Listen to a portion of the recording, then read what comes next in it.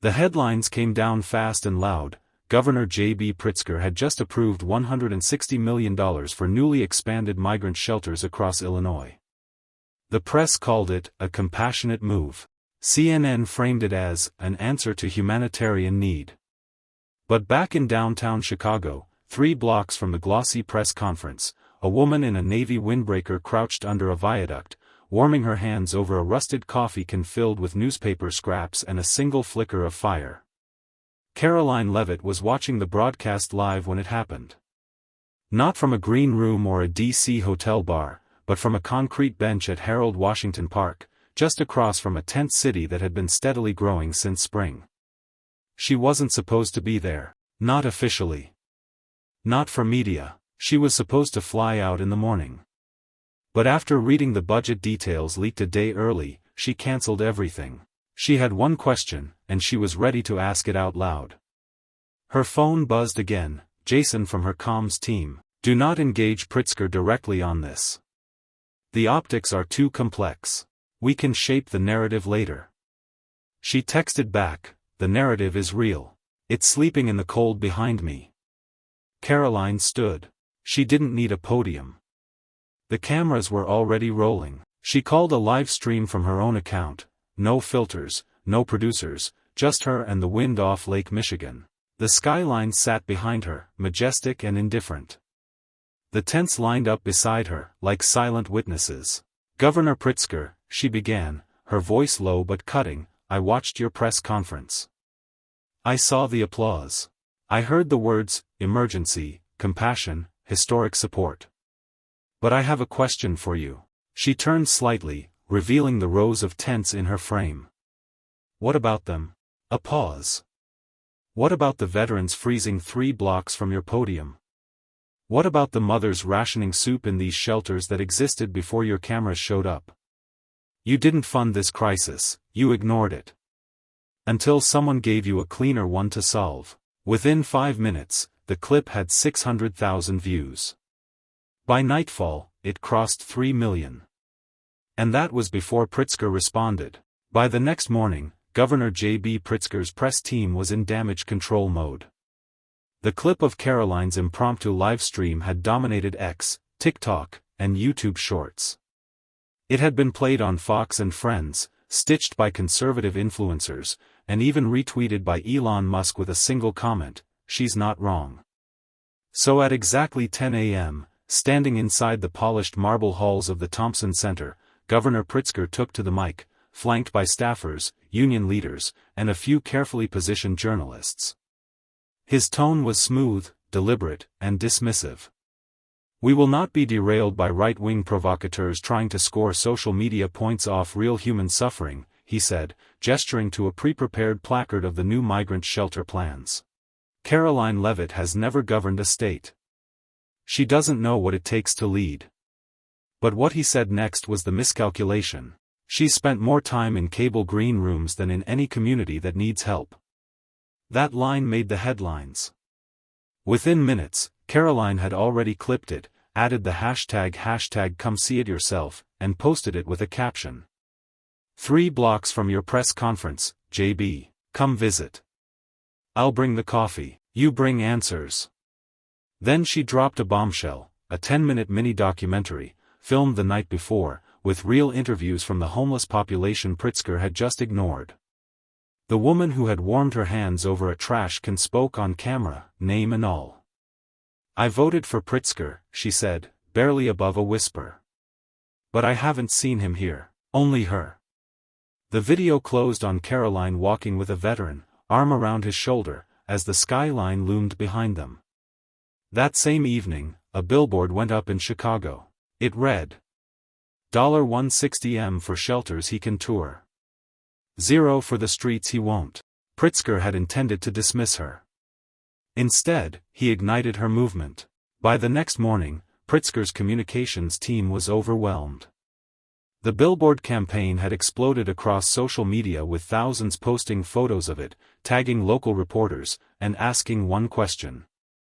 Why is this true? Conservative outlets ran the story like wildfire, but the real shock came when independent journalists and even left-leaning columnists started picking up the thread. The Chicago Sun-Times published a Sunday editorial titled, "No one should have to remind the governor where the crisis is." It wasn't a hit piece. It was worse. It was a disappointment piece, a slow, blistering rebuke of absent leadership, citing Karoline's visit as a contrast to Pritzker's scripted appearances.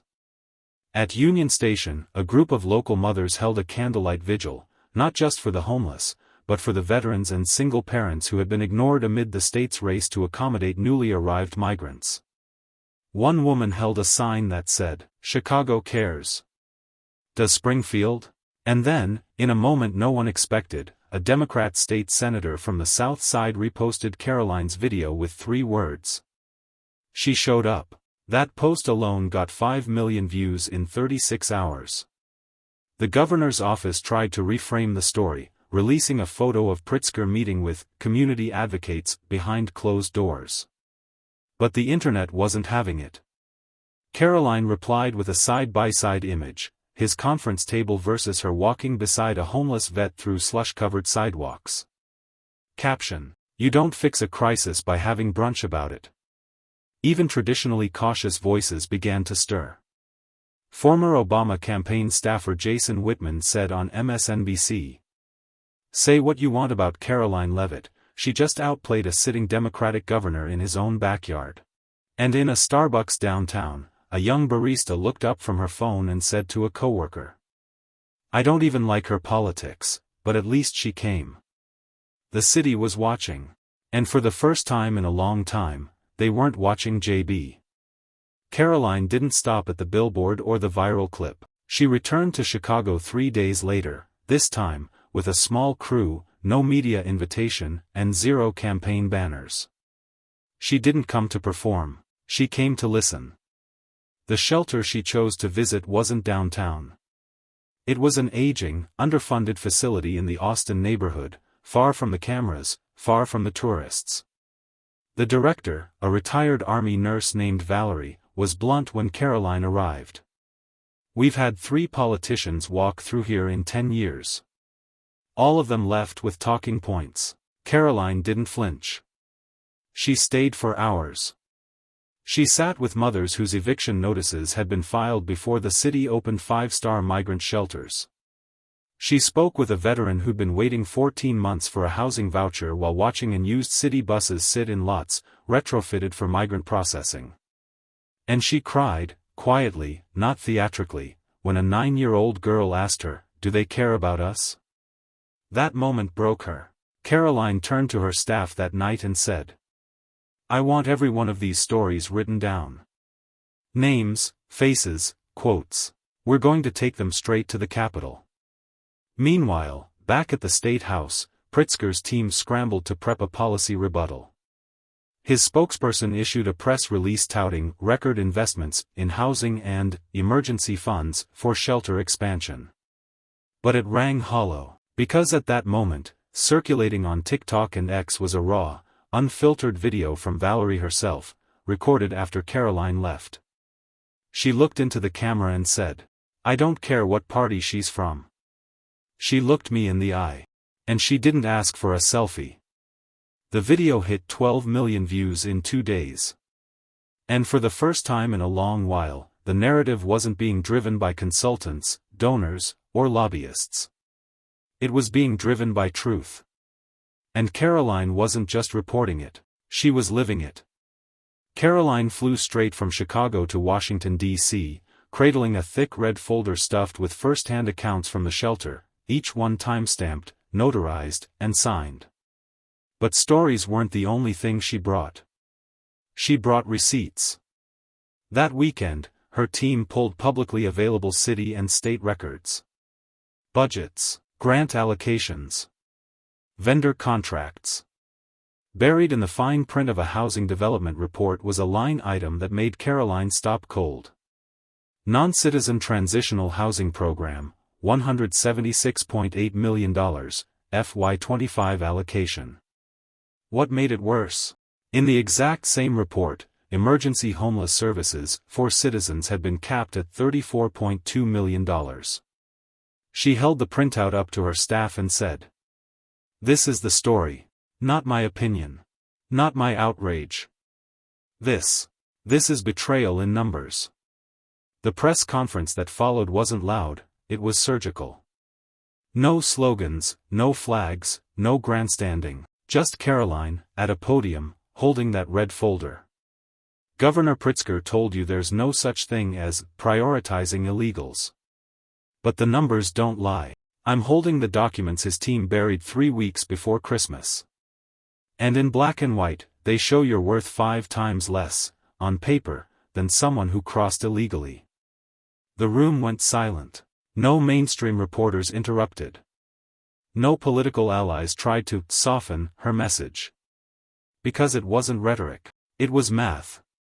Behind her, a screen showed the 2 budget lines side by side. The $176.8 million lit up like a flare. The cameras clicked. The silence grew. Then Karoline dropped the line that would go viral overnight. If defending our citizens makes me controversial, then your silence makes you complicit. Social media detonated. Even moderate Democrats quietly shared the clip, captioned only with, "This needed to be said." Karoline had crossed a line most politicians never dared. She hadn't just criticized Pritzker. She'd exposed him, with his own ink. Back in Springfield, the governor's office didn't issue a statement. Not that day, not the next.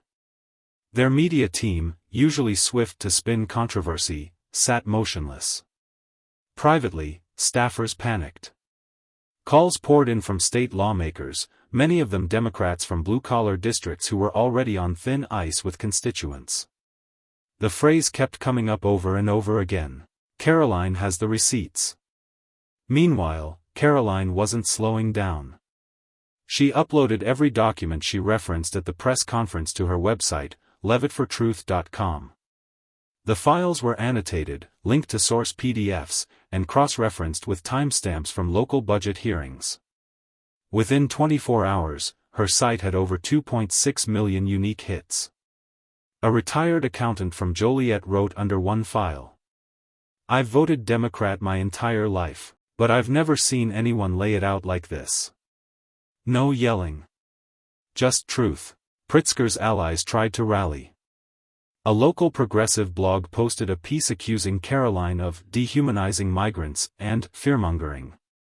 But it flopped. Even commenters who disagreed with her politics admitted one thing. The numbers aren't fake. The state has some explaining to do.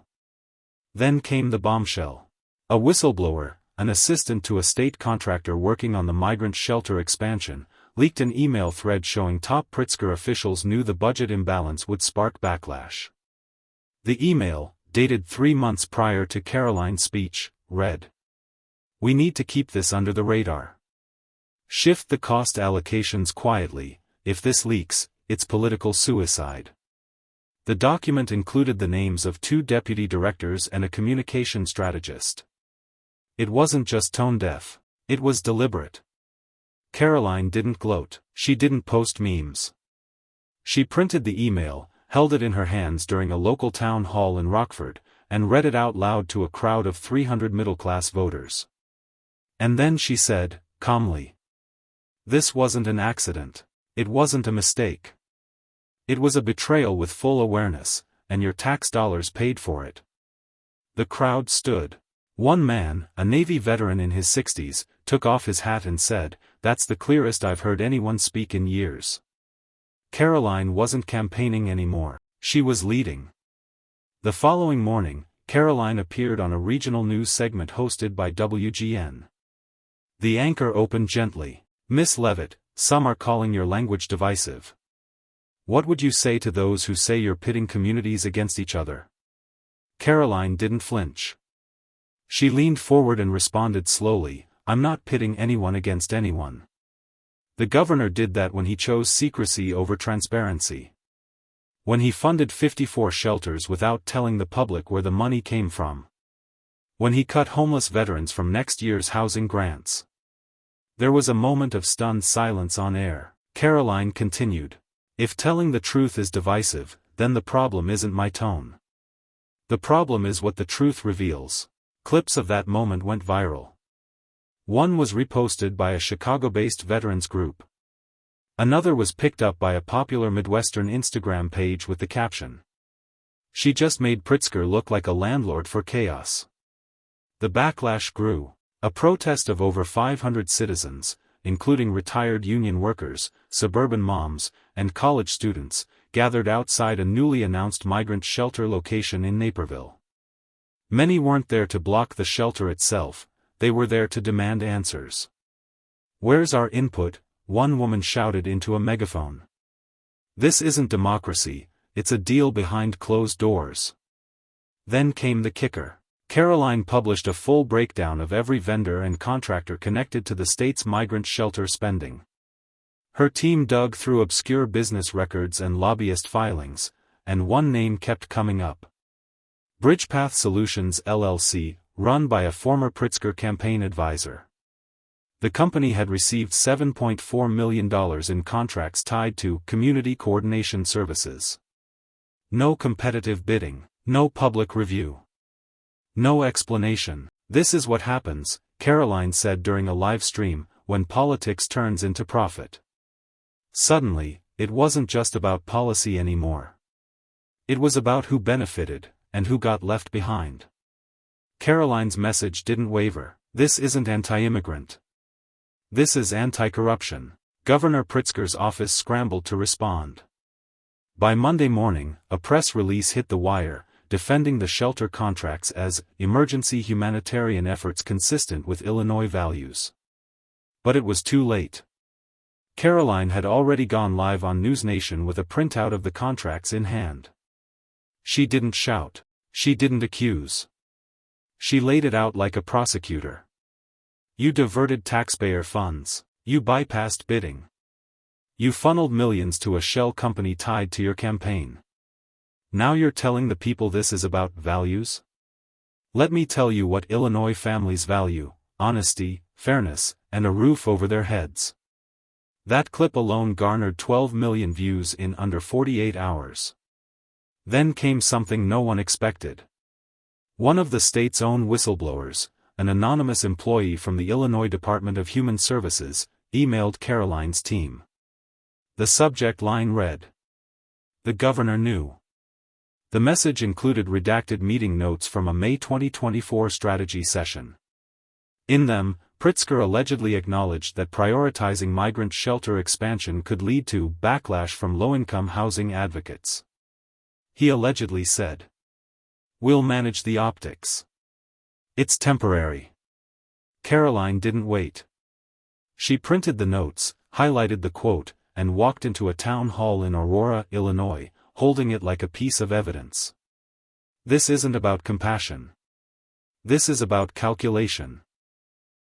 The crowd murmured, then rumbled, then broke into applause. She raised her voice. "I will say it clearly, you funded the crisis. Now own it. You ignored our homeless. You ignored our vets. You ignored the working-class families already waiting for housing. And you did it while hiding behind buzzwords." By the next morning, Chicago radio stations were flooded with callers. Truckers, teachers, janitors, veterans, they weren't all Republicans. They weren't all Karoline supporters. But one phrase kept coming up. "She's saying what we're all thinking." Pritzker's approval numbers started slipping. Editorial boards began asking questions. And Karoline? She wasn't done. The headlines had started to shift. But it wasn't just Karoline's speeches or the viral clips anymore. It was the people.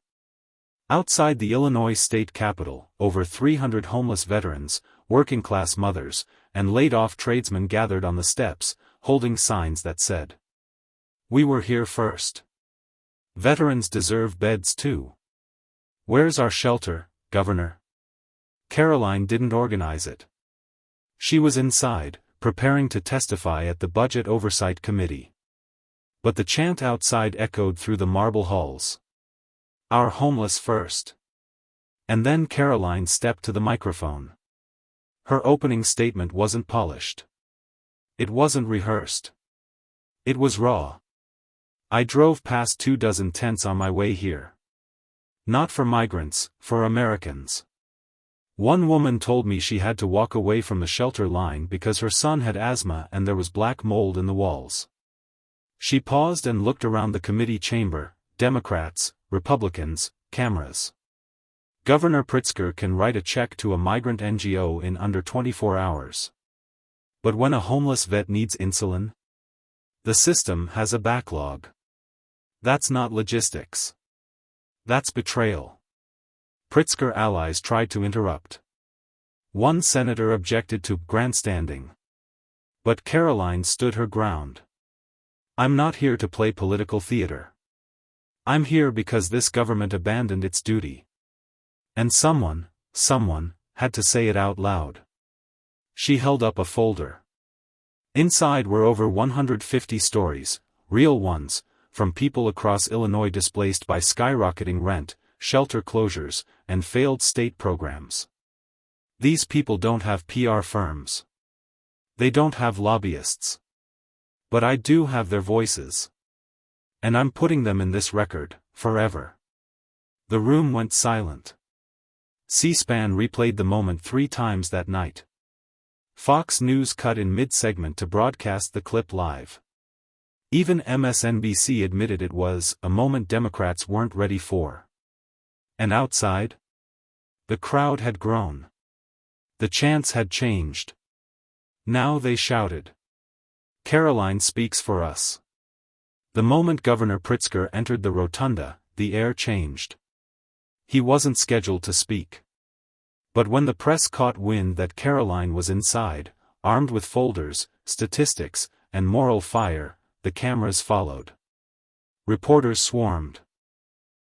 One asked, "Governor, have you seen the footage from outside?" He smiled, briefly. "We're doing what's right for vulnerable communities. I won't apologize for compassion."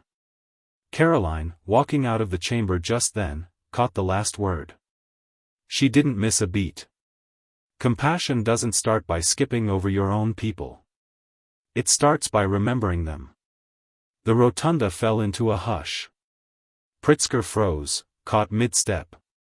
Karoline approached, no security, no notes, just that same fire in her eyes from the hearings. She spoke directly to him. "You funded over $330 million in migrant housing this year. Meanwhile, 1 in 5 foster kids in Chicago aged out without a roof. That's not just imbalance, Governor. That's a betrayal of trust." Pritzker tried to counter, but she raised her voice, not yelling, but clear. "Don't talk to me about resources until you've walked down Lower Wacker and seen the camps. Don't lecture me about equity until you've faced a mother choosing between a cot and a waiting list." The cameras captured every second. Journalists were scribbling. Live streams went viral mid-confrontation. And then Karoline did something no one expected. She reached into her coat and pulled out a folded American flag. This flag flew over a homeless shelter run by veterans. It was shut down last month because funding was reallocated. "I'm giving it to you, Governor." She placed it on the marble step beside them. "So next time you make a deal, look at it, and ask yourself if you're still serving the people who built this country." Pritzker didn't pick it up. But America did. By sunset, her speech had been clipped into sound bites by every major news network. Even critics admitted, Karoline hadn't just made noise, she'd made history. And as the Capitol steps cleared, that folded flag remained. A silent rebuke. A symbol of a question no governor could dodge anymore. What about our own? This isn't about politics anymore. It's not about left or right. It's about right or wrong. You can pour millions into temporary shelters, you can build shiny headlines with hollow budgets, but if you're ignoring our veterans, our foster kids, our single mothers sleeping in cars, you're not solving a crisis, you're creating one. I stood here today not because I want to win a soundbite, but because someone has to remind you what leadership is. It's not standing behind a podium and throwing money at problems. It's standing in the streets where those problems live, and having the guts to say, we failed our own, and we're going to fix it. So ask yourself, Governor Pritzker, ask yourself, D.C. When did we start treating Americans like the last ones in line? Because I promise you this. I'll be the one standing at the front, holding the line, for them.